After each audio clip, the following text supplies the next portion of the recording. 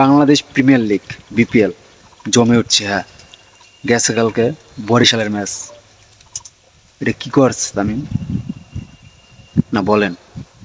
সাকিব বল করছে, উইকেট পাইছে। একটা সময় তো বন্ধু ছিল, এখন নয় পরিস্থিতির জায়গায় শিকার, পরিস্থিতির কারণে নয় একটু শত্রু।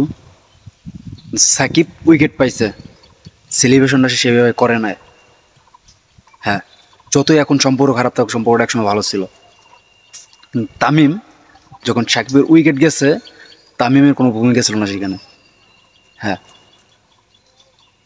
তারপরও তামিমের এইভাবে সেলিব্রেশনটা করার কোনো দরকার ছিল? কোনো দরকার ছিল না। ওইখান থেকে সংবাদ মাধ্যমের শুরু আবার এই শত্রুতার। হ্যাঁ, কি দরকার ছিল এইভাবে সেলিব্রেশন করার? কোনো মানে নেই তো।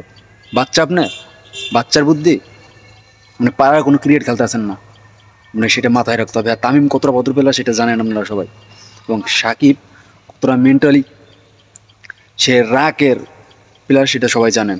কিন্তু তারপরও সাকিব নিজে উইকেট পাইছে, তারপর সেভাবে সে সেলিব্রেশন করে নাই, তার প্রতিক্রিয়া জানায় নাই। কিন্তু তামিম যেভাবে প্রতিক্রিয়া জানাইছে বাজে।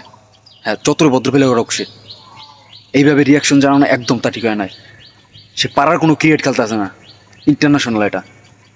হ্যাঁ, আন্তর্জাতিক পর্যায়ে কোনো লিগ বাংলাদেশের, সবাই চায় ক্রিকেট ভদ্র করে খেলা, আর সেই ভদ্রতা বজায় রেখে সেলিব্রেশন সবাই করবে উইকেট পড়লে।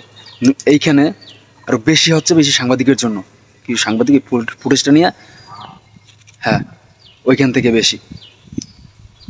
কিন্তু দিন শেষে আমরা ক্রিকেট ভালোবাসি, আর ক্রিকেটারদের মধ্যে একটা বন্ধুত্বপূর্ণ সম্পর্ক চাই আমরা, শত্রুতা না।